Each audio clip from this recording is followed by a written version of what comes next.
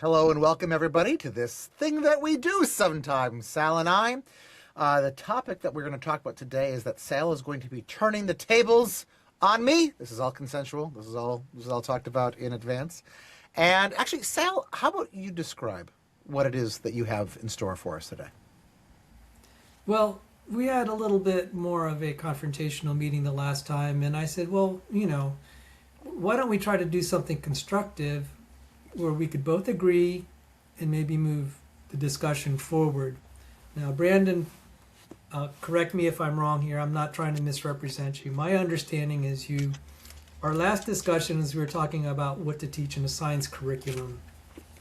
And we both agreed that sometimes things that are not immediately useful is still a good thing to explore. So famously, whether it's apocryphal or real, it still makes a good point. Reputedly, a woman asked Michael Faraday, what good is electricity? And Faraday said, my dear madam, what good is a baby? And because of Michael Faraday's research into electricity, we have motors and generators. Now, anyone who has had a power outage, which is probably everyone watching, kind of knows what it's like not to have large amounts of electricity. You can't power a household with just batteries. You need generators. So Michael Faraday had pioneered really not the discovery of electricity, but how to generate it and then utilize it with things like motors. So at the time, that was a very fringe topic, but we have to be grateful. So my issue is not that we don't talk about things that are maybe on the fringe. My issue is more is what has experimental evidence. And I was saying I have a problem with evolutionary theory because I don't feel it agrees with physics. And we kind of bounced around ideas, and you feel it's more important to teach evolution. And I say, well, let me say this, as a card-carrying young Earth creationist, I actually think it's very important for young Earth creationists to study evolution.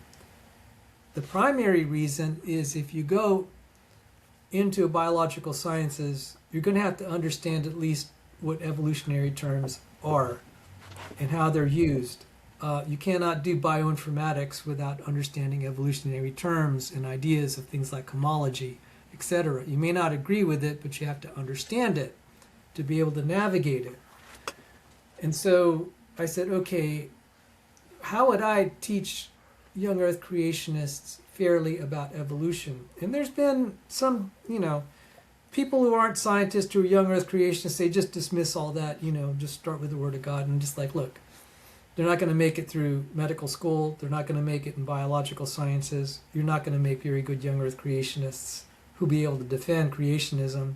If they don't study biology, they're going to have to learn evolution at the very least if they're going to even try to refute it.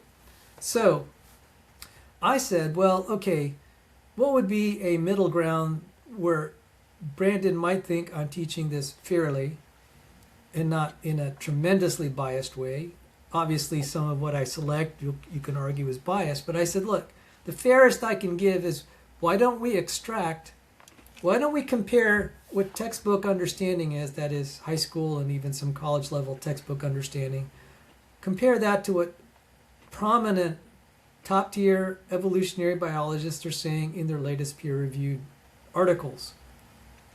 And I will, if our teaching is young Earth creationists, I'll say, so tell me what you learned in your textbook, and then I'll compare this with what the latest researchers and the top researchers, the most respected, have to say.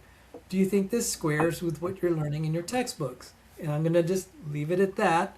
If we want to explore the physics side, we can. That's a deep topic, but I said let's just start with this. And I suggested, and I was very excited when Brandon sent me a letter, an email talking about using AI to help generate a geography lesson or something like that. Oh, yeah, part of my blog. Yeah, yeah. How can you make the world's greatest geography lesson and make it sing and be wonderful using history, actually, specifically, for kids using AI? You could either have a master's degree or something in a certain type of history, or you could use AI and you could do, like an 80% job or something like that really easily and for free. basically. Yeah, yeah. I'm big on using AI for research. Okay, so even beyond AI, let's even more basic. Since you're into teaching, we're going to do some computer-based training. Part of it will be AI. Now, I was in the business of training aviators to do combat missions, and we built computer-based training. In today's dollars, these would be $100 million systems that I helped to manage. Other people pioneered the technology. I eventually inherited their work. I can't take credit for their fabulous work, but a lot of money was spent at the time because we wanted to train air crews, pilots in the case of the A-6 Intruder, bombardier navigators, to be able to execute combat missions with the latest weaponry and systems. So the aircraft was constantly getting upgrades and new little gizmos being added and new missiles and weapons and upgrades to the weapons, etc. And they would have new targets and new environments. And it's like, okay, how do we train them? The traditional classroom method might have taken 2 months. We could do it in 2 days. So the computer-based training was designed to help diagnose where their weaknesses were and to help them work on it and get their skills up. So you could tell I'm a big fan of computer-based training. I'm not trying to diss on traditional teachers, but I'm saying what ends up happening is computer-based training can be a conduit of multiple teachers putting their very best foot forward, but then merging all that into a nice distilled format that can be communicated visually and effectively. So you could tell this is something I'm passionate about. It's very hard to execute, but I said, okay, this will be a fun exercise. So this is all we're gonna do for now. If we want to go down some rabbit holes or branch out into other topics of evolution, we can, but this is how I'm gonna teach evolution to a young earth creationist. By the way, this is not a structured program. This is on the fly. Okay. Let's do it. A true computer-based training would try to estimate the skill level of the prospective student, where they're at. I'm just going to have to guess at where we are. So here's the first thing I would just ask, just rhetorically, not computer-based. I claim that common descent is a necessary but not sufficient, even if we prove common descent. So on the assumption that common descent is true, it's a necessary but not sufficient. It's not sufficient to show that evolutionary theory on the whole is true. The reason I say that is, What else would you say is necessary? Okay, so, I'm doubly glad now that you're asking that, because Michael Behe believes in common descent nominally, but he doesn't believe a lot of the evolutionary scenario. That's why he's an intelligent design advocate. He's accused of being a creationism. Depending on your definition, he could either be a creationist or not. But he's not alone in that view. Michael Denton, who wrote the book Evolutionary Theory in Crisis, said, as far as I know, he believes in universal common ancestry, but he said there are all these problems, and it's the mechanism of evolution. How do you get and it's the one that Darwin tried to address.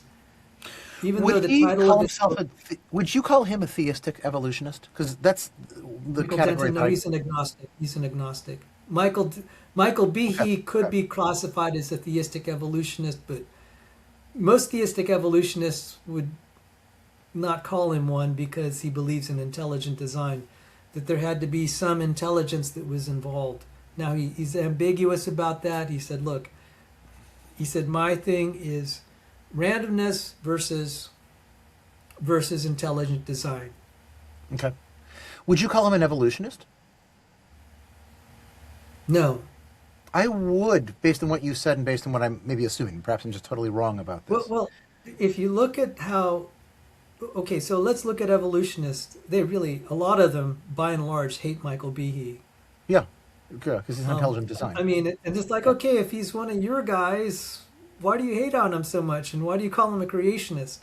So I'm not trying to be like going down into the, what did they call it, the denotations versus connotations, or I'm not going down into the dictionary definitions Sure. of creationist versus evolutionist, but I am pointing out that what has been problematic, what is often argued, is beyond just common descent. If you want to go with common descent being sufficient, I don't know what to say, but we could look at some of the mechanisms for evolving complexity.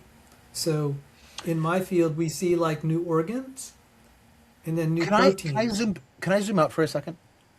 Sure, please. But like, tell me if this is not important for what you're talking about. In my mind, when I use the word evolutionist, or I hope everyone knows that I'm rolling my eyes right now.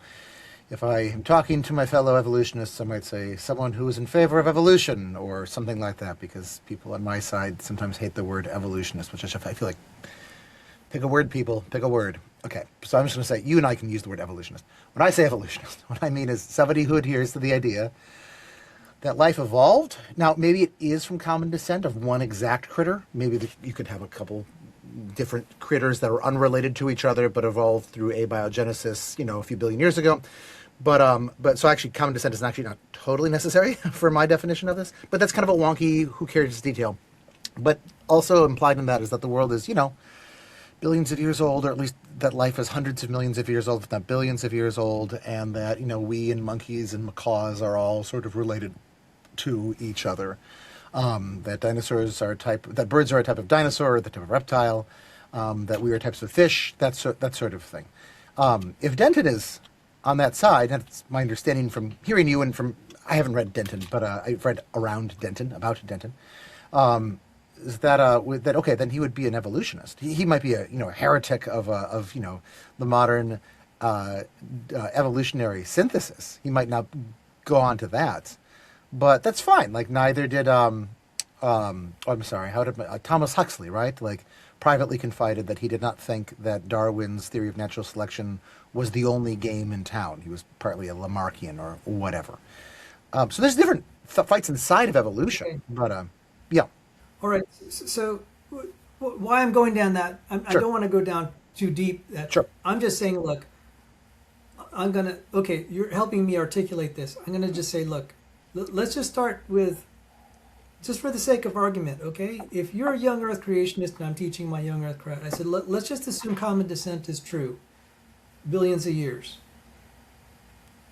Would you still find problems in the theory in terms of physics and what else you're going to learn in biology? Because this is exactly what I do see some of them. They start to take biology classes. Like I had a guest on my show who's not a young earth creationist. He's an old earth. He would characterize himself as an old earth creationist. Howard Glicksman. He was a secular atheist Jew. In high school, he started studying biology. He said, this couldn't come about naturally. And he became an intelligent design proponent. So that is, if someone could, I'm just saying that I'm just going to start with the provision of common descent. And let's just go with that. So this is Sure. me trying to teach a young earth creationist. I'm Sure. not going to say, I said, for the sake of argument, let's just start with common descent. Maybe I shouldn't have started it the way I did. No, So this I'm is good a with good lesson. Let's just assume common descent is true, and let's just see where it goes. How do you evolve organs of extreme perfection and complication? So Origin of Species, chapter 6, organs, it says organs of extreme perfection and complication. So the Darwin's book, The Origin of Species by Means of Natural Selection, it has a chapter that argues the point that many intelligent design advocates focus on, and that is Origin of Species, chapter 6, organs of extreme perfection. Please, if you may. I have my copy here. Chapter 5, Chapter 6, I have transitional varieties. Oh, I have the initial edition, which actually was I think he added in that chapter in later editions.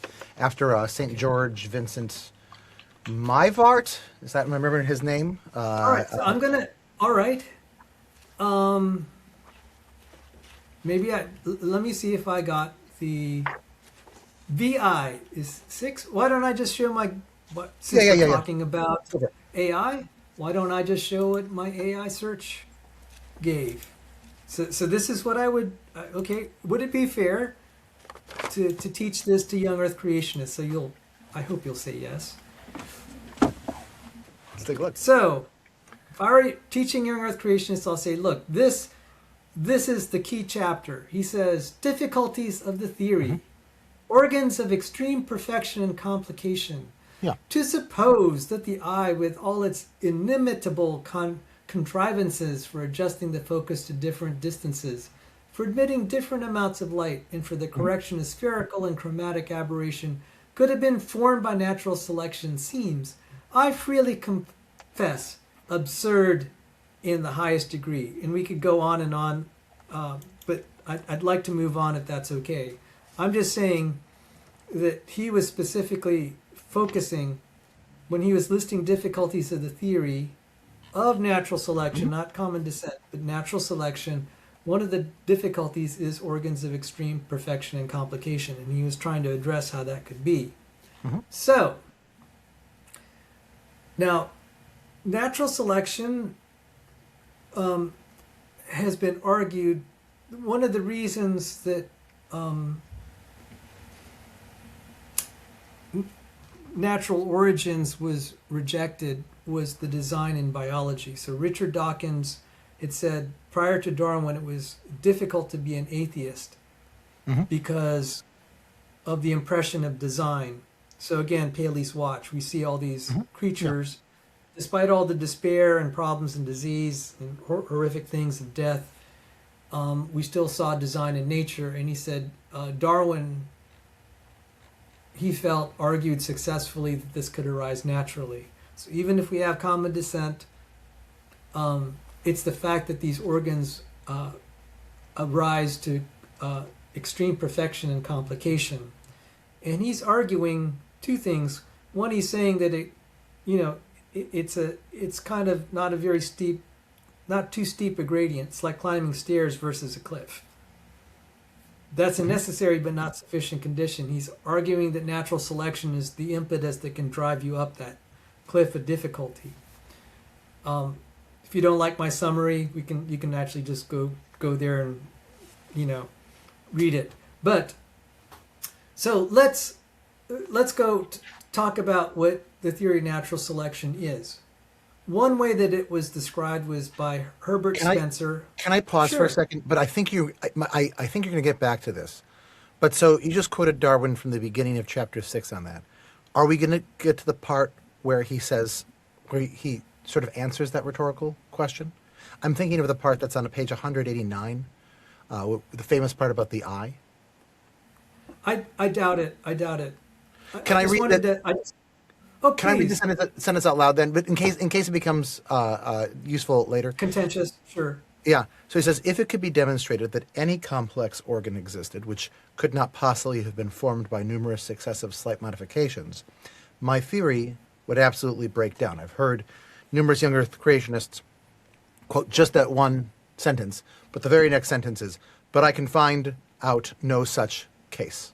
This is in response to his sometime supporter, sometime friend, the Catholic St. George Jackson Mivart, who made this argument that how could you have this is sort of, ID in sort of prototypical form after Paley, but before the modern ID movement.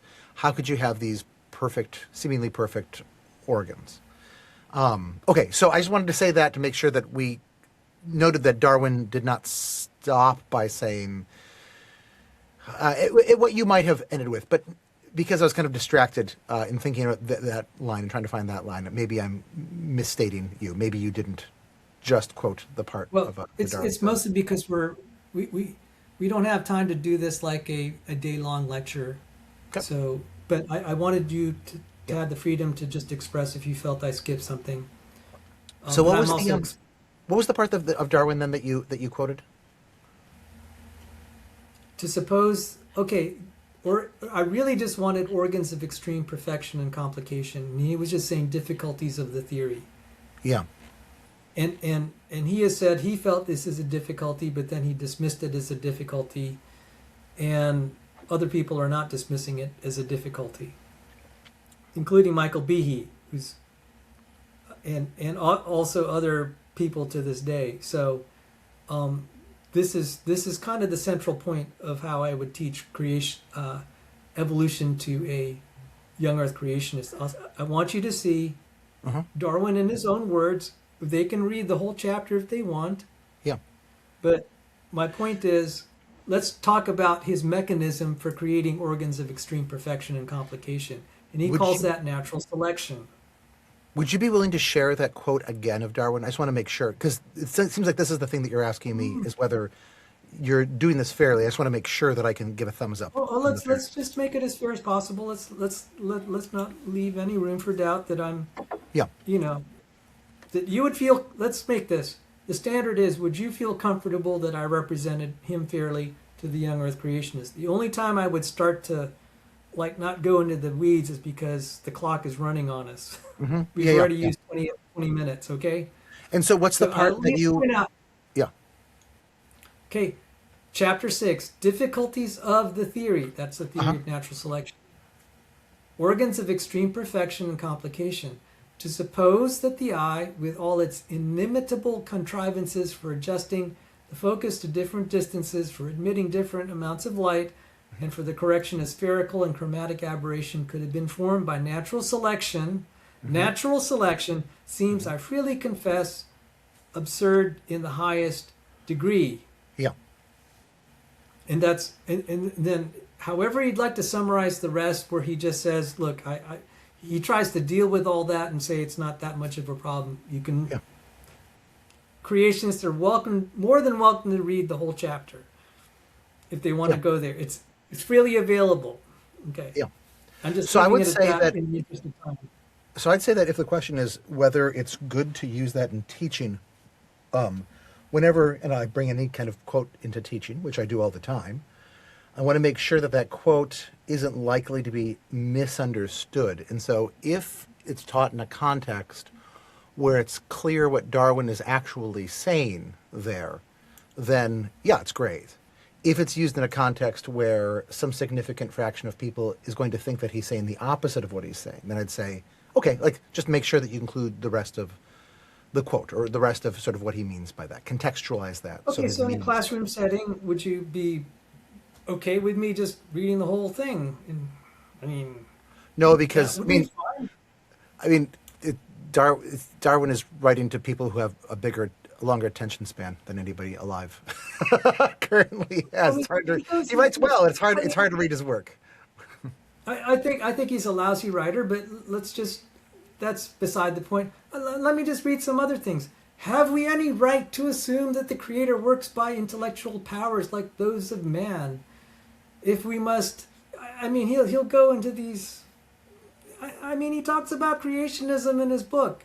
So if I wanted to talk about creationism in public schools, I would read this. I'm just like, well, do you have a problem with it? Because he talks about the Creator in his book. I don't know what that one sentence means. I'd have to look at the context and really kind of think about this. Are we agreed that it's that it's bad to quote people out of context? Yes, but then we're agreed on that. Yeah, good. So it's good to have a discussion. How much do we have to quote that this is fair? So I'll leave that up to you. You can decide. You could say, okay, it's your students. I'm going to have you teach your young Earth creationists. You are under a time constraint. How much of this are you willing to quote? I'll leave that to your decision. Sure. But that wasn't my main point. We got off on a tangent, okay? We totally got off on a tangent. I would have just been happy with organs of extreme perfection and complication. That's all. Okay. So he's saying natural selection can build organs of extreme perfection and complication. Great. How about we just say he's claiming natural selection can build organs of extreme perfection and complication. Yeah. Would you be fine with that? Great. So, okay. So I think that's a good starting point. This is how to teach it to young Earth creationists. So one way that we have, Darwin himself, Herbert Spencer said he said survival of the fittest. Survival of the fittest. Darwin, in his later editions, adopted that and said that's a description of natural selection. I think that's an easy way to remember it. Survival of the fittest. Yeah. There are problems with that. So now we're going to go to Google AI. Okay. I'll give you, okay, so I said, what is the difference between the medical definition of fitness versus the evolutionary definition? So now I'll share my screen, and I'll show you that there's an equivocation here. This is important. Okay. I said, what is there a okay, I misspelled this, but AI figured it out. What is there a difference between the medical definition of fitness versus the evolutionary definition of fitness? Mm-hmm. My AI says, yes, there is a fundamental difference between medical and evolutionary fitness. Medical fitness refers to an individual's physical health, strength, and absence of disease. Mm-hmm. Evolutionary fitness, biological fitness, measures an organism's success in passing its genes to the next generation through survival and reproduction. Mm-hmm. And it will go on into this. So I would say, look, you can go as deep into this as you want. I just wanted to point out there is a distinct difference between the two. This is not a good situation, because if evolutionists claim we've demonstrated fitness increased when they've lost organs and genes, that is a misleading impression that natural selection's actually working to increase the fitness, and people are thinking, oh, fitness in the medical sense, it's stronger, it's faster, it's more intelligent. That's not true. No, not always. Yeah, sometimes the opposite. Okay, so this is what I'm going to teach the X. If our teaching, I said, look, you have to know this isn't the same thing. And this is going to be very important, because if our experiments that demonstrate natural selection, especially in the modern day, like say in the last 10 years in the era of cheap genome sequencing, if the majority of examples of natural selection or gene loss, this is bad. For Darwin's theory, can I try to restate what you're saying and then say whether I think this is a good way of teaching it or not? So I'm hearing you say that you'd call attention to the fact, which is I totally agree, that the word fitness means two quite different things when used in common everyday speech versus when it's used in evolutionary theory. To which I'd say, yeah, that's actually really, really important. Just this morning, I'm getting into ammonites because, I don't know, I'm of a certain age, and so I'm getting into ammonites. And somebody posted something to the our beloved subreddit about ammonites and nautiluses, and I realized, you know what? Like, I don't actually know the relationship between ammonites and nautiluses. So I was using ChatGPT when I was at the gym this morning to try to figure this out, and I realized that, this is my ChatGPT summary, so take this with much salt. Is that they were the same thing back when they were cephalopods of more cool varieties, and then they branched off. The ammonites went the cool kid direction and began to specialize for a bunch of really cool ecological niches, whereas nautiluses stayed stupid and slow, and the ammonites are gone now, and the nautiluses still survive. So yeah, like in traditional evolutionary theory, it's not that it's only the most intelligent. It's not only that it's the most fast or whatever. Sometimes the niche works where it's just the dumb ones that are the better ones. So yeah, I think that's actually an important misconception to correct about evolutionary theory. If there's an insinuation in this that in any simple way this shows that evolutionary theory isn't right or is incoherent or is inconsistent, then I think maybe I'd quarrel with that. I would just say, yeah. No, I think that would be a legitimate quarrel. I'm sorry to cut you off. No. My point is to try to discredit I'm trying to discredit evolutionary biologists, not necessarily totally overturn. I find equivocations extremely distasteful. I put this in the category. This is an equivocation that I'm actually quite familiar with, where they keep advertising, look at all the increases in fitness. I'm just like, look at all the organs lost. How can you represent this is a proof. You're saying, because they'll cite all these things of evidence and natural selection and just like, look, this is destructive. This is destructive. How are you going to evolve organs of extreme perfection and complication when you're destroying genes? If that is okay, what is the dominant mode of evolution according to Kunin? Okay, so let's do an AI search. What is the dominant mode of evolution according Hold on. Before to Wolf? before we do this, because this is going to be a big thing for us to discuss, I want to say how I make sense of this unfortunate terminology being in here, because I agree with you that I think it's unfortunate. I make sense of it. Maybe it's this, maybe it's not, as one of many instances of really terrible terminology that got ironed into the scientific language. And this is not just true in evolutionary theory. This is everywhere in geology. This is so many places in other parts of biology, where we named the thing before we really understood it. And in my science teaching, I actually try to undo that. This week saw me undoing the word ice sheet to mean continental glacier, and coming up with my own bespoke term for it that actually conveyed the severity, the hugeness, the massiveness of a continental ice continental glacier to kids. So yeah, I would say that's an unfortunate thing, but I don't. Yeah, but I don't see it as. I think we're still seeing it a bit differently. Okay, so go. No, that's okay. Look, I'm not going to ask you to agree. I'm just okay. Yeah. I'm not going to ask you to agree with everything I say, but it is good that we're on the same page. This is not the same thing. Yeah. Yeah. Okay, I'm going to go a little farther though than maybe you feel comfortable and say, look, No, this go is for it. not. Okay, we're finding out most experimental evidence is that what we call increases in fitness is actually loss of function. We have peer-reviewed papers to this effect. So I'm gonna just refer. It's really funny because I was going through this when I was presenting to an evolution conference. They said, "Do you have your references?" I said, "Yeah, I have plenty of them." So let me show you. This is a Google AI search, and I know the paper, so this isn't okay. Most of whatever I've actually known in advance what the answer would be. Okay, Yeah. so it's not like I got this from AI. I got this in research, and I'm using AI to show that it agrees with what I'm saying. So I asked, okay, Eugene Koonin is the #1 evolutionary biologist on the planet, in my opinion.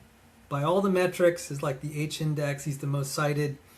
The number of publications, if he's not tops, he's very close to it. And so I asked, what is the dominant mode of evolution according to Wolf and Koonin?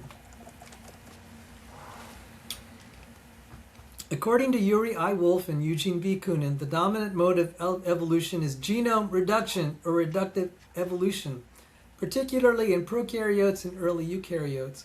Contrary to the notion that evolution solely drives complexity, they argue that most limited lineages are dominated by extensive loss of genes and introns, punctuated by shorter episodes of innovation.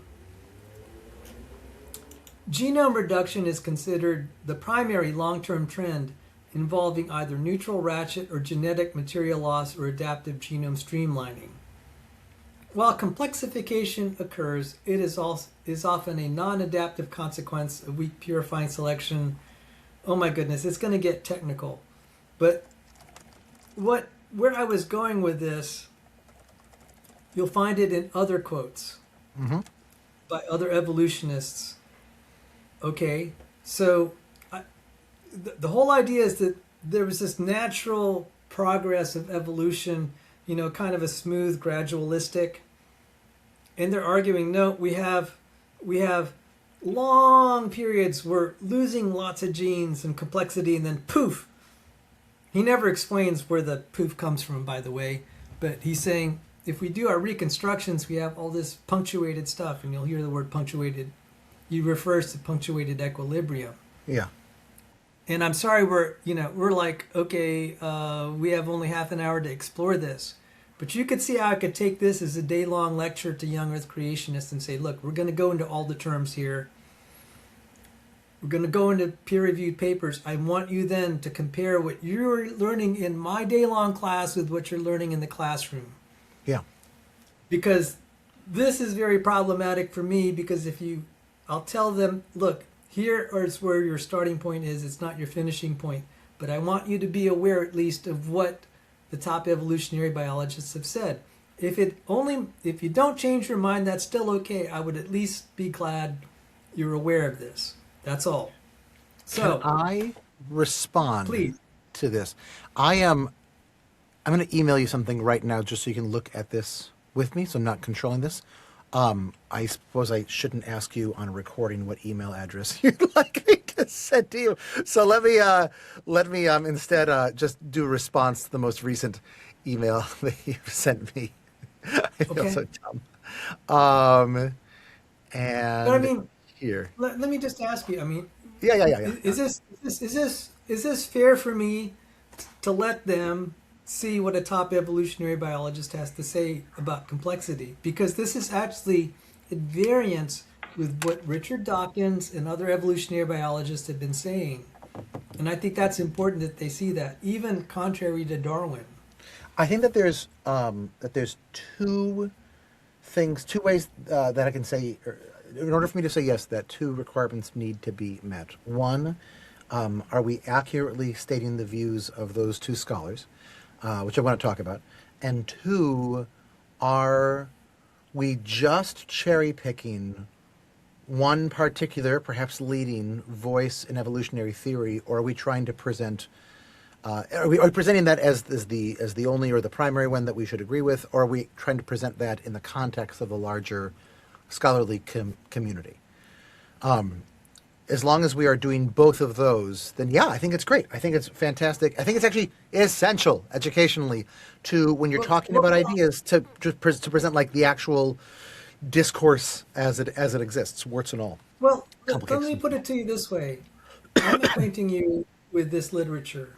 Mhm. I'm going to let you decide how best, and this could be a protracted conversation outside of the remaining 30 minutes we have. Mhm. You tell me how you would feel comfortable teaching this within given time frames. If you think 2 days is what would be needed to give this a fair hearing for all the material I put out plus the that's fine. You tell me, okay, how long do we have to make this, and what would we study? Sure. And so this is for our mutual benefit, that we decide what would be fair for the students to be acquainted. I would think personally, it would be deeply unfair for them to get only the textbook view and not know what the top evolutionary biologists are actually saying. And I'm going to give you an example of one, Masatoshi Nei. And Hold I on for a sent you a second. link. Can I first make sure that I'm understanding the question that you're asking me right now, which is you're really asking me this, because if it's true, this is really cool.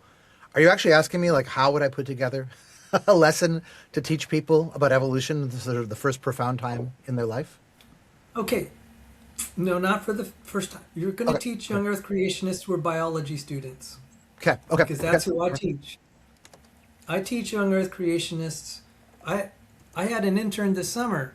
She's a biology student, a senior now, and she helped me with bioinformatics. She's very schooled in all of this stuff. Okay. So I'm teaching a sophisticated crowd. She would totally. I could read all the terms she read that we read in this. She would understand it, because Okay. she's probably more knowledgeable about biology than a lot of science teachers, because that is Sure. her specialty. Surely more than me. Yeah. That's her major. So Okay, so that's really cool. That's a really cool question, and I do want to return to this, not today, because I want to give some thinking to this. This is great. I want to thank you for that. Can we, before we go into other scholars, though, talk about the two scholars that you cited for this? Because I feel like I have a contrary take that I want to present about what they were arguing, but I don't know that Well, it's right because I just ChatGPT'd it. I But I would. want to run the by I you. think it would be helpful. Well, I'm sorry. I'm going to just beg your Okay. forbearance here, since this is me. This is my time to talk. I thought, you know, because you will see that I'm not taking them in isolation when I go to the other scholars. Mm-hmm. Masatoshi Nei will give you a different take. And okay.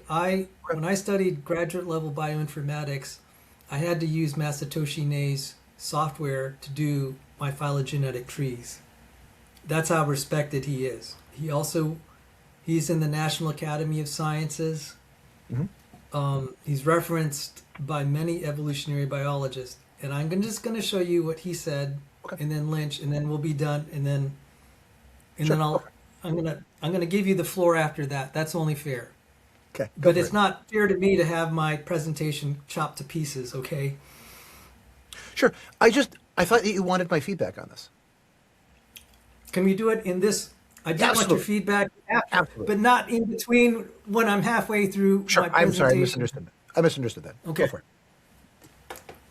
And I appreciate your forbearance. So, Masatoshi Nei, and I'll give you the Discover magazine article. And I emailed it to you, and then we'll do Lynch, and then we'll go from there. I'll let you have your say. So, let's see. I'll share my screen here, and so he's the number one evolutionist. I'm not citing isolated evolutionists. You just look at their H indexes. You'll see what they have to say about Darwin. So what did Masatoshi Nei mean by saying Darwin never proved his theory? And I already knew the answer in advance, but let's see what AI says. When molecular evolutionary biologist Masatoshi Nei said Darwin never proved his theory, specifically that natural selection is the driving force of evolution, he meant that Charles Darwin lacked the genetic and molecular evidence to demonstrate that natural selection is the primary mechanism for creation of new species. Mm-hmm. Ney argued that while Darwin observed that natural selection acts on existing variation, he failed to provide strong evidence that it is the direct cause of long-term evolution. Okay, so then he wrote the book Mutation-Driven Evolution. Ney outlined how molecular advancements show, this is 2013, that many traits are fixed by mutation rather than fine-tuned by natural selection, as traditionally thought. Okay, then one more, and we'll go to Michael Lynch. And I asked, Michael Lynch is also Hold a on. top-tier Just because I'm done with evolutionist. this, can I just make sure that I understood what that was saying right there, which is basically that Darwin didn't understand mutations, and mutations are really important. I'll give you the reference to that. Okay. It might not, because it's great to have him talk in his own words. And why don't I just since this is so important, and Sure. I'll go to Lynch and we'll be done with it. Yeah. And I do apologize for kind of just steamrolling this because I'm sorry that I didn't understand the sort of the direction that you were taking this before. so. Let's see, Nay. There is an article, and I'm happy to send this to you again. It is in Discover magazine, and this is, okay, so maybe this is just to give an idea of the weight of who he is. I said, Matt, this is an article I wrote, but then I'll quote from the source article.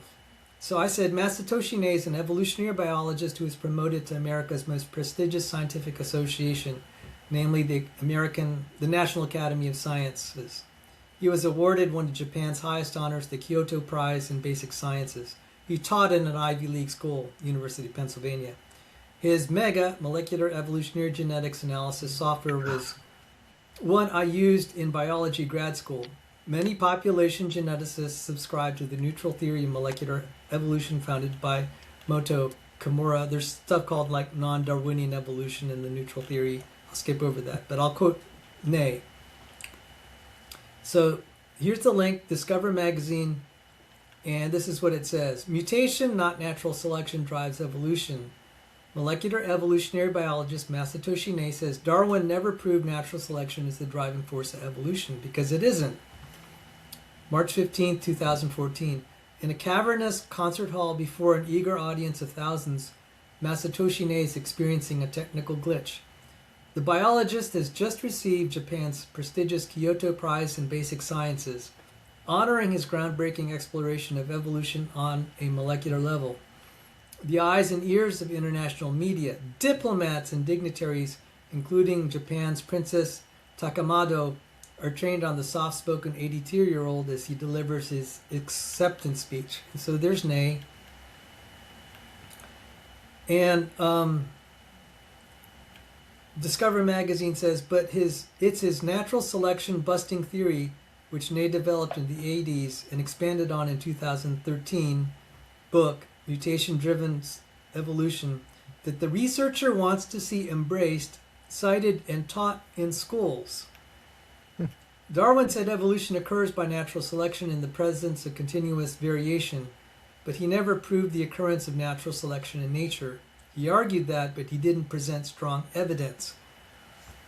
But among the people working on evolution, most of them still believe natural selection is the driving force. This is actually a quote of him, this part that I highlighted. So I just wanted to give a little context. And I'm sorry we're steamrolling through this. That's great. And I'm hoping you'll have an opportunity to actually explore this, because to me personally, this is bothersome that what you may be hearing in some of the biology textbooks, you're not getting this other take by someone who's very senior teaching in an Ivy League school. Now, finally, one last quote, an AI search, and then I really thank you for your forbearance. Michael Lynch, he's right up there with Ney, not quite as senior as Coonan in my opinion, but very good. So I asked, what did Michael Lynch mean when he said natural selection is expected to favor simplicity over complexity? Michael Lynch argues that natural selection favors simplicity over complexity because complex structures incur higher metabolic costs and mutation risks, providing no inherent evolutionary advantage. Mm-hmm. He proposes that increased complexity often arises from neutral, non-adaptive processes driven by genetic drift in small populations rather than direct selection. Mm-hmm. All else being equal, natural selection favors simpler, more efficient organisms. Essentially, Lynch challenges the notion that evolution is a linear progression toward greater complexity, arguing that complex systems are often just junk that survive due to weak selection. Mm-hmm. So, I probably should have clarified the audience that I'm speaking to are biology students. They are reasonably sophisticated, and they may have heard about evolution. And I'm just like, okay, this is how I would teach them. Mm-hmm. That was an oversight on my part, and I do apologize. So, go ahead, have at it, and thank you for your forbearance. So there's three things, right? Three sort of big quotes, which make three charges by specifically quoting three different individuals or groups of individuals who are arguing sort of contrary to mainstream evolutionary theory. And they are themselves working inside of evolutionary theory. They are evolutionists.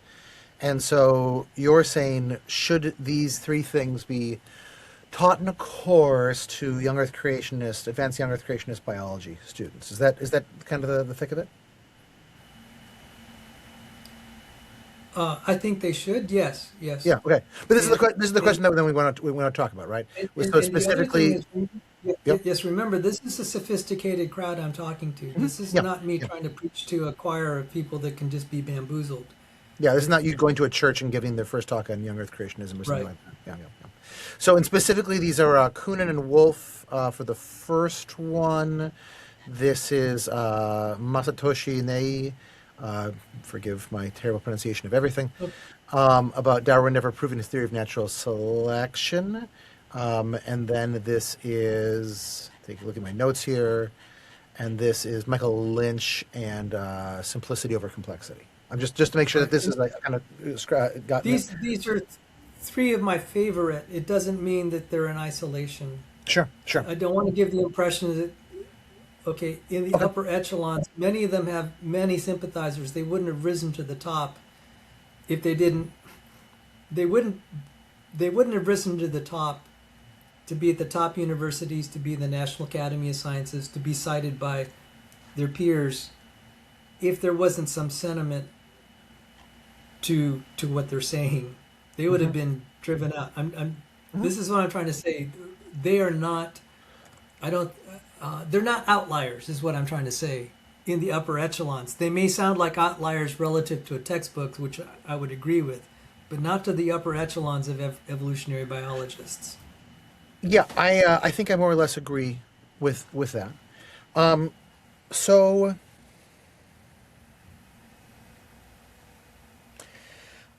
what I want to do is talk about the details of Wolf and Kunin. And I want to show you how I use AI to try to get to the bottoms of some of these things, because there's a way that I differ from how you're showing it right now. The thing I probably should do, though, is that I don't particularly care about doing, but is to answer the sort of the bigger pedagogical thing here. I'll take a stab at that, and I feel like if I were taking a group of when I take a group of people who share some piece of ideology, which is a thing that I do all of the time, and have for years, and I need to present them. When I'm trying to bring them up into a full, high intellectual understanding of the thing that we're talking about. Well, like what is it my responsibility to do? And what I see that as is presenting them lots of different pieces of lots of different perspectives in this, and then actually helping them internalize the arguments on all sorts of different sides. I see what you're doing as possibly exactly that, but maybe the opposite of that. So I want to ask you, do you agree that that should be the goal when in education, at least education for high intellectuals? We're not talking, second grade social studies or something like that.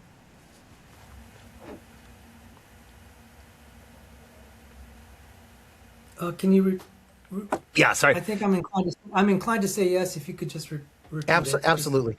Is the goal in education at this level to help the students internalize sort of the whole scholarly debate, or at least like the most important voices in the scholarly debate? I wouldn't say internalize. Okay. I want them to know they can decide what they're going to internalize. I want them to Yeah. be acquainted with stuff that they may not, that I think, okay, this is where I feel the traditional education system is omitting material facts. That's the thing that bothers me. Yeah. If I had to say, I said, this bothers me. It bothers me that someone like Masatoshi Ne, who teaches at an Ivy League school, who's educated other evolutionary biologists, he's saying, he himself said, a lot of biologists don't, would disagree with me. And I'm like, okay, independent of who's right, this is bothersome that students don't have access to someone of that stature who teaches at an Ivy League school, who teaches evolutionary biologists. Uh-huh. Yeah. And then they get something in their textbook that paints a different picture. So Yeah. I'm saying, Yeah. I'm not saying that they have to agree with me. It is bothersome to me that they're not acquainted with this. Yeah. I'll I totally wouldn't make an agree. issue of it so much if these people didn't exist, but it does bother me that I feel that they're being propagandized through some of their textbooks.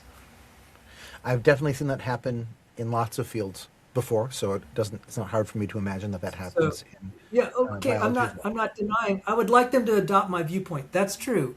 Mhm. But I say as a priority, I want you to at least have access to this. If you want to disagree with my ultimate viewpoint, I can't help that. But I think wouldn't you want to know that not only are there contrary opinions, but they're contrary opinions by people who are top evolutionary biologists who train other evolutionary biologists, who train people that write textbooks.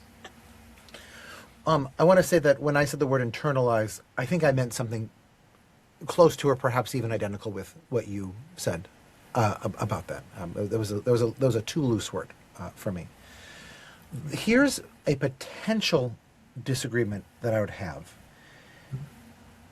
When I teach a bunch of kids who are super conservative, I try to bring in more progressivist positions and really tempt them to believe those. When I teach students who are mostly progressivist, I try to bring in a lot of conservative opinions and try to tempt them to believe those. I see it as part of the role of teaching them. And I don't know how much I believe this is necessarily true of everybody, but I personally take it as part of the role of teaching at the highest levels there to disturb and upend the assumptions of the students. And I would definitely not do the opposite. I might be okay with taking a neutral perspective. I think that's a respectable thing to do. I'm uncomfortable if I were finding a course on biblical scholarship that was just included, modern critical scholars. And if it was at a, I don't know, if it was at a state school, and if that's maybe a bit more, there might be a bit more behind that, but let's just go with that for right now. If I were at a Bible college and I found a course in biblical scholarship that just used conservative traditionalist scholars, I would say that would be something like equally as equally anti-intellectual as the opposite. We must not feed into the biases of our students. That may or may not be what you see yourself as doing, and may not be what you're doing on this. But I'm curious as to whether you'd agree with that sort of general thrust of the teacher's job. Okay, so this is helpful because many of the people that I deal with who are young earth creationists and upper echelon specialists in science, they're going through secular schools. Mm-hmm. They come to me because they want the different perspective that they haven't heard in school. Mm-hmm. So this is, I am the opposite view of what they're hearing.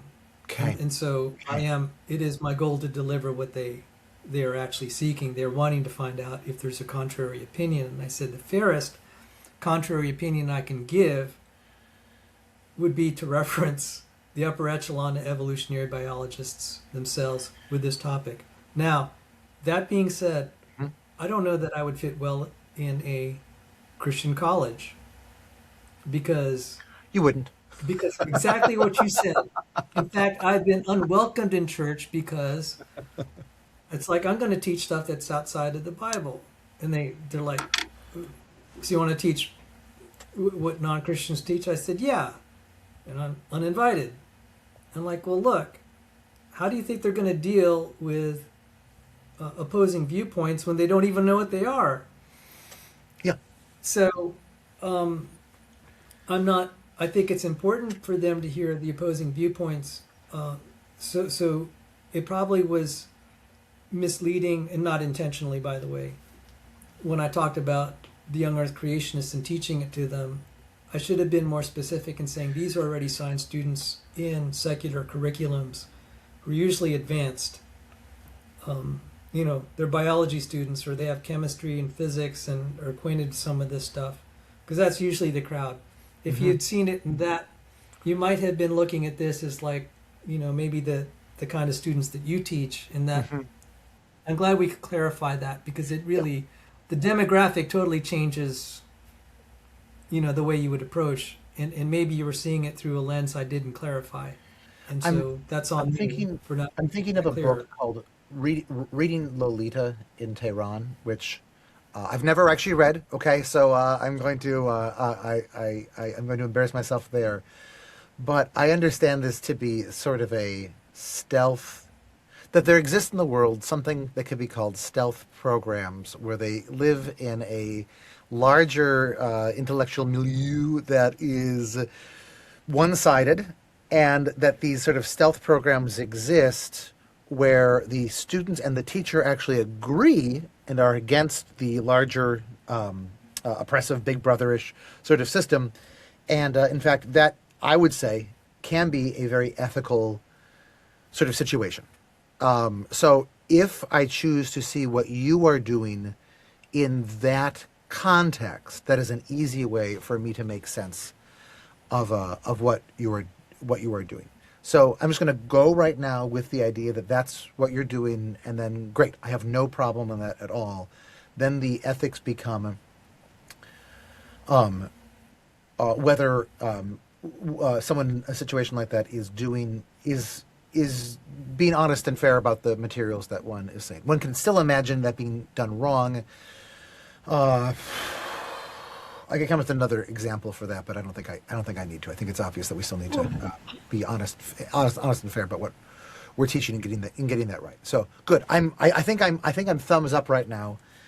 Now that I understand more your general situation, people are paying you for. I hope they're paying you. People, you're some being are. asked. You are being asked to do this thing. People know what they're getting into with this. Great, great, great, great, great.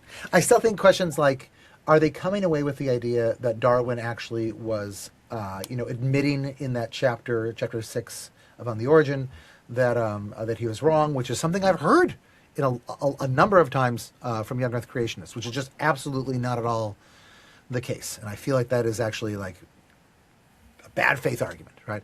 As long as like they're not coming away with things like that, or they're not coming away with the idea that these, high-end evolutionary researchers are actually doubting evolution or saying that evolution doesn't work, which I don't think they're coming away with, but I don't know. Then yeah, I think it's probably fine for you to be showing what you see as internal inconsistencies inside of evolutionary theory. Yeah, that seems right to me. Yes. Well, going back, we had quoted a few shows ago John Stuart Mill on liberty Yeah, when he said, why you don't suppress a contrary opinion. yeah, It's very important because, I mean, we could quote Mill, but in the interest of time, yeah. so I'm glad we could clarify that. So this goes back to like, what would you teach in, at the high school level? I don't know. That's not where I would go, and I'm glad I don't have to Sure. make that decision. I'm not going to try to make all the decisions for everything that should be taught in high school or whatever. Yeah, that's my job. But yeah, that's your job. Uh, the people that I work with are at the college level, and Sure. and and, um, and so that does change, and then also the dynamics. These are people that uh, are matriculating through secular schools, and I get letters from them, and they're wanting to hear, and um, I'm just like, okay, I'll give you the contrary opinion you're probably looking for, and it won't be mine. I think I'm going to equip you with what I think are the best, and you're certainly qualified as biology students or science students in general, physics, chemistry, whatever, to look up the papers yourself. You have AI to help you along a little bit. I'll give you my take on where I agree with the authors and where I disagree, and that's the most I could do. So I'm glad we're clarifying how we're approaching this, because I'm certainly not wanting to, uh, you know, I want people to get a fair hearing, and I want them to have the opportunity to hear both sides. But sometimes to really get as much clarity as possible, they're going to have to learn a lot, and it can't be accomplished in a 1.5 hour discussion. this is like a 1 or 2 day affair, and this is already assuming they already have some biology. I mean, if I were conducting a seminar, and then this is something I'm wrestling with, how long would it have to be? I actually haven't figured that out. It's just like, they're going to have to learn so much about so many topics just to be able to, where I consider them at the level to be able to thinking on their own, to be able to think on these questions on their own competently as a researcher, because some of the people that I'm teaching are going to be researchers. Some of them, just so you know, some people that followed my writings are now, one of them's the CEO of a biomedical company, Oh, another's a congratulations. professor at college. Yeah, so I mean, they follow what I say. This is the crowd I talk to. It's good to be a thought leader. Can I go into then some of the specifics of these to see if I Sure. can use this? So the big difference in how so far I've seen us using AI in this is that I don't use Google's AI. I consider it Okay. trash AI. And that's a general opinion amongst people who use Okay. I AI. did. I didn't know that. Okay. All right. Yeah, yeah. Um, I use mostly ChatGPT, and I pay $20 or I think it's $20 a month for their Pro account. I've thought about moving up to the $200 a month one. I think I don't need to do that, but maybe if I was rich, I would. Um, and I've started using Claude also, Claude. Okay. which is also by Google, but it is a separate. Sorry, by Google, right? It's by Google. Where's my Anthropic? Oh my gosh, I should know this. But anyway, it's a separate one for this. So what I did was I put in the exact same questions. I think word for word, although it's me close enough that it's not gonna. It's me close enough. These things don't always give you the exact same results. Anyway, as you did for each of those, and then I got some things, and sometimes they were the same, and sometimes they were different. And I can link you. I mean, I already shared one of them with you. I can now share the other two with you if you're interested. And we could pick up here the next time that we talk. Um, there's one of them that I would like to focus on right now in the 10 minutes that we have remaining. And that's the Wolf and Kunin one. Because I asked, okay, so I asked ChatGPT, what's the dominant mode of evolution according to Wolf and Kunin? And they did not go right for the. Oh, sorry. Was this from the reduction gene deletion? Is what you'd said from this, and it went to the neutral evolution punctuated by bursts of innovation. And now it goes through this, and again, I'll link you to these. And if you want to share these together, we can do that.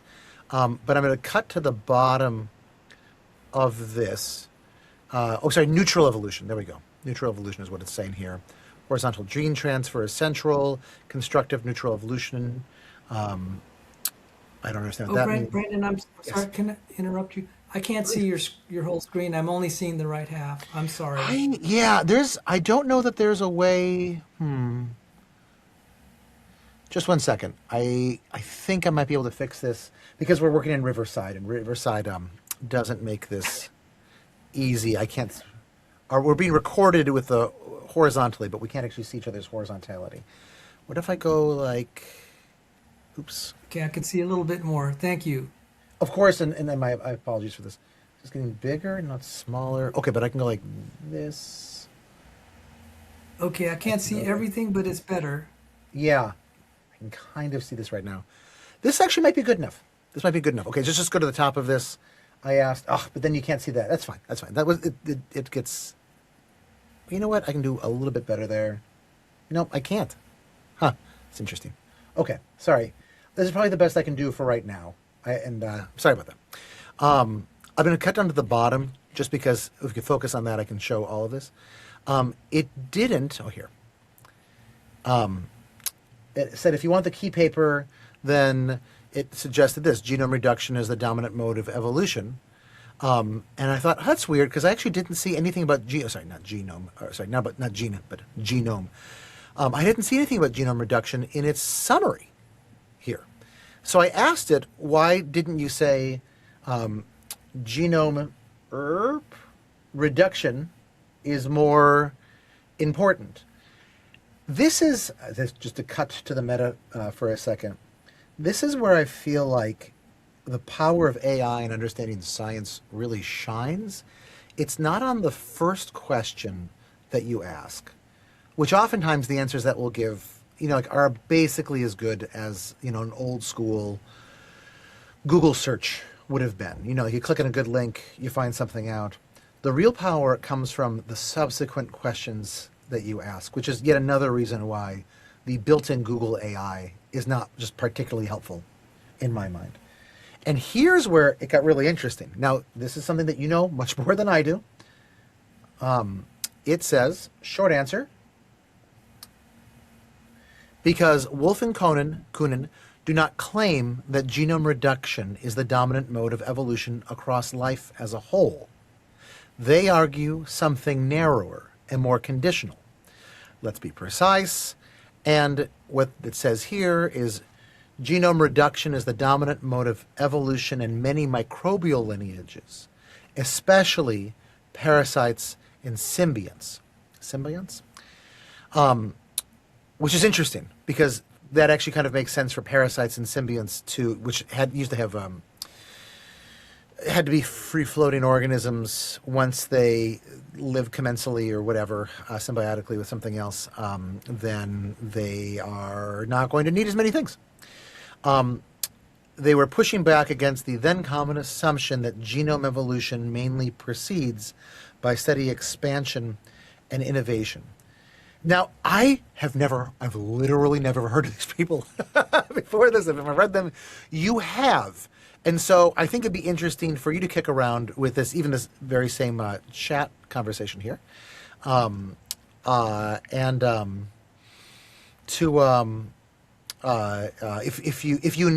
can use a free account or you can use an account, a no pay account. But if you need like $20 for the next month, I'd be happy to front that for you if you need access. That's very kind of you. If I could, I hope I'm not terribly interrupting you. No, you're not. No, go for it. Go ahead. Okay, I actually am very familiar with this paper. I Sure. actually studied under one of Eugene Kunin's staff members. Sure. So it's not like I have no connection to the actual Yeah. source.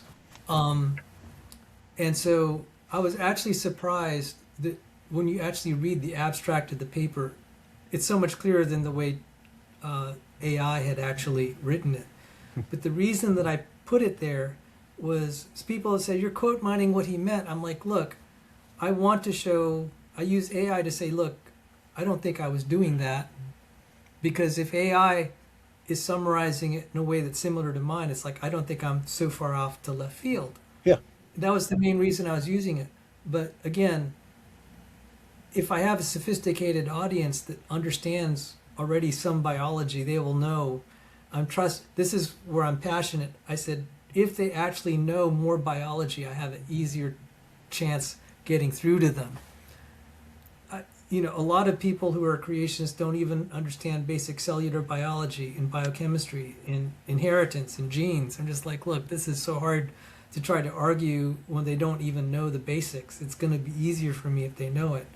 So when you just did that, if you actually, it would be helpful to actually just read the abstract, because the way it talked about endosymbionts and parasites, they said, well, it's way beyond that. It Sure. was assumed that it was only restricted to this, but our paper shows it's more widespread. And so what they're saying is the dominant mode in terms of like, okay, if you're taking slices of time from the supposed billions of years of evolution, most of the time you're going to see a downward slanting in terms of complexity. And then you have this like a cliff. Sure. It just shoots up. And like, okay, that's the way I see it. You have this huge cliff and then a downward slant, another huge cliff and a downward slant. But you could totally see that if you're reading just the abstract. You don't even need AI for that. If you have it'd be worthwhile to just bring up the abstract right now. Yeah, I'm trying to find that paper right this second. Okay. And it's thankfully available here. I'll read the abstract here while you look for it more. No, I'm there. I'm on it. Here, can I read it out loud? I would Oh, be able to please. understand it better if I And do that. I can share it. I could share it, and you Yeah, can sure, read sure. Go it. for it. Go for it. You have an easier time doing that than I do. You have a better voice than I do, so go ahead. Good teacher voice. A common belief is that evolution generally proceeds toward greater complexity at both the organismal and the genomic level, numerous examples of reductive evolution of parasites and symbionts notwithstanding. However, recent evolutionary reconstructions challenge this notion. This, right now, just to go meta, this does seem to be exactly in harmony with what you were saying.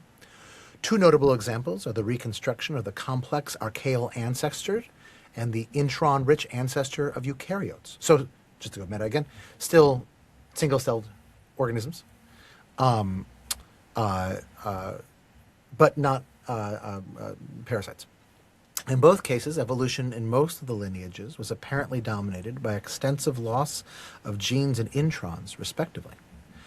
These and many other cases of reductive evolution are consistent with a general model composed of two distinct evolutionary phases. The short, explosive innovation phase that leads to an abrupt increase in genome complexity, followed by a much longer reductive phase, which encompasses either a neutral ratchet of genetic material loss or adaptive genome streamlining. Quantitatively, this is so cool, by the way. This is exactly the sort of thing, Sal, that I was hoping to get out of these conversations. I didn't know about this at all. Quantitatively, the evolution of genomes appears to be dominated by reduction and simplification, punctuated by episodes of complexification. Okay? So, a couple notes on this. One is that they are making a claim that it's general, but also that they are dealing, they're not studying foxes. They're not studying wildebeest. They're not studying eusocial insects. They're studying single-celled critters. In fact, even some of the very simplest single-celled critters, the archaeons, rather than the even simpler than bacteriums, right? Yeah. Okay. Cool. I think that it's an important, based on what I've read in their abstract, to say that it's not just reduction that's the major driver. It's this twofold process of reduction and complexification, reduction, complexification, like that, which, if anything, fits this intuitive model, right, that I now have, which I didn't before, and seems super neat, that, you can't just keep making the genome bigger and bigger and bigger. You have to streamline at some point. So, yeah, okay. That's awesome. I don't see how this... I'll tell you the truth. Why is this important for you as a young Earth creationist? Because this looks, see the problem is they never say that this punctuated episode of complexification, they don't have any explanation for it. It looks like, okay, so if you go to the progressive creationists, okay, you asked specifically about young Earth, but progressive creationism, you have these explosive bursts where you have no explanation for how this feature complexity emerged. There's one part that I would teach the other creationists is look, there's no common ancestor for all major protein families. I said, where did they come from? Because anyone who studies biochemistry knows just how complex a protein is. And I would say topoisomerase or helicase. Yeah. So you have all this, the evolutionary model is you have all these things losing genes, and then suddenly all these genes just pop up. They're very complicated, and it's well, that kind of looks like a miracle. Anyone who's kind of on our side leaning will totally see that. And when I start showing them diagrams that I show about how proteins don't have a common ancestor, they totally see it, and I'll say, hey, look, you can use Google AI, or what would you use, Claude or whatever. I like Chat, ChatGPT and Claude. Yeah. How about ChatGPT? Ask ChatGPT, is there a universal common ancestor for all proteins? And if there's not, it's okay, where did they come from? A creationist will say, see, the evolutionists don't have an answer, they're pretending. I'm hearing to the question. I'm not trying to put it this way. I'm giving them the dots. I'm letting them decide if they want to connect it. Many people I know from experience when I have read this to creationists, they just laugh because they look at evolutionists going through a lot of gyrations to avoid the obvious. Their model has to admit you have these punctuated episodes of complexification. It's not at all gradualistic. It just kind of poof. That's not an explanation in terms of physics.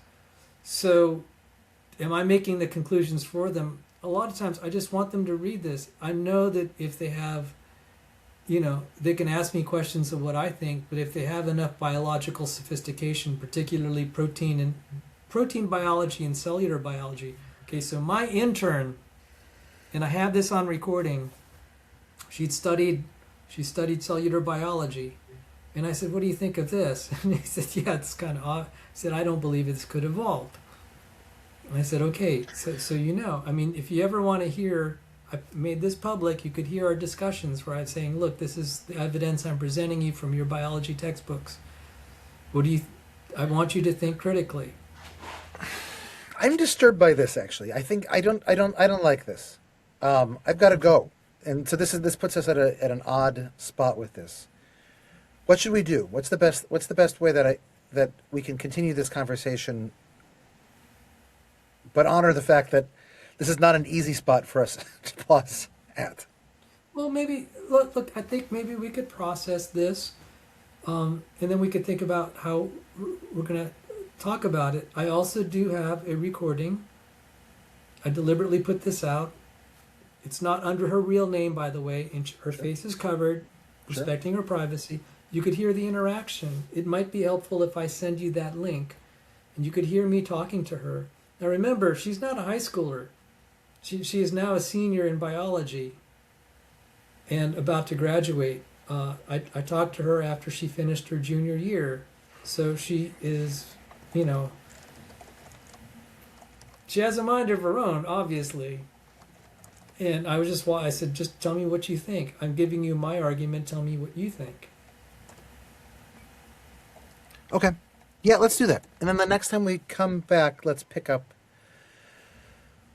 with this paper, Wolf and Conan's paper specifically, and then maybe we can also talk about Masatoshi Nei and Michael Lynch's takes too, because I suspect that they're actually going to be related. My response to how you're using those is going to be related to this one. Would that be okay? I mean, yeah, and I do want to say, look, people are saying you're indoctrinating these students. I'm just like, look, these are students passing through secular schools. And I'm just like, look, I'm going to give them a different view, and, I feel it's my responsibility to at least let them know there's another view. If it happens to coincide with what they want to hear, it's like, okay, I can't control that. I don't think you're in the spot to indoctrinate, right? Like indoctrination presupposes some sort of power relationship or intellectual homogeneity that you are not even in that situation to give. Right. This was okay. Just so you know, the relationship. The father approached me, and said, "Hey, do you have any opportunities?" I said, "I'll take her under my wing." And that's very kind of you. Yeah, I said, I'll introduce you to how to use bioinformatic tools, and I'll give you my take. So her father obviously was wanting her daughter to remain a creationist, and I'll say, okay, look, the thing is, you'll get to hear the interaction. That's the fairest thing. Sure. You'll get to hear what I had to say, and if anyone out there on the net wants to say, man, you just totally misled that young lady, and just like, look, you get to hear it. You have an opportunity to criticize what I said to her. So we specifically, I think you might be, I'll send you the links. I'll let you be the judge, because I don't want you to feel troubled that I did something underhanded. Oh, I have zero worries about that. Don't read that into what I'm saying. You keep coming back to that, and that's good. Like that's good. That's very ethical and whatnot of you. But like, I'm not worried about that. what I'm interested in is this is kind of a larger teaching question as to whether young Earth creationists should be how they should be presenting these things. How about this? Not whether, because sure, present whatever you like. It's great. It's free country, and it's good to poke holes in things. My question is whether there are insinuations that are regularly made here, or inferences that are regularly made. That's maybe the better way of saying it. That that are actually different from what those scholars are actually saying. But this then gets down to knife work. This gets to the actual details of what Wolfe, Conan, Ney, Lynch, and the rest are saying in these things. So then let's pick up. This is good. Let's pick up with this next time. I apologize that I do need to run. Well, I thank you for your time, and we can talk about the next time we meet, and I'll try to send you some links. And I know you're busy if you're not able to get around to it. I totally respect that. Yeah. Although I'll take a look at these I want to papers. fulfill my obligation to follow through with my word and send you things that I promised. That's all it Sure. is. Sure. You're under no obligation to view these links. I just want to fulfill my promise. I'm often in the situation of having said I'd sent a person something, and then I think, oh wait, am I imposing on them? There was a very slick, but not with the negative connotations. It's an elegant. It was a very elegant way of like honoring both sides of that. Thank you very much. All right, everybody, thanks for watching this. Bye. Thank you. Bye-bye.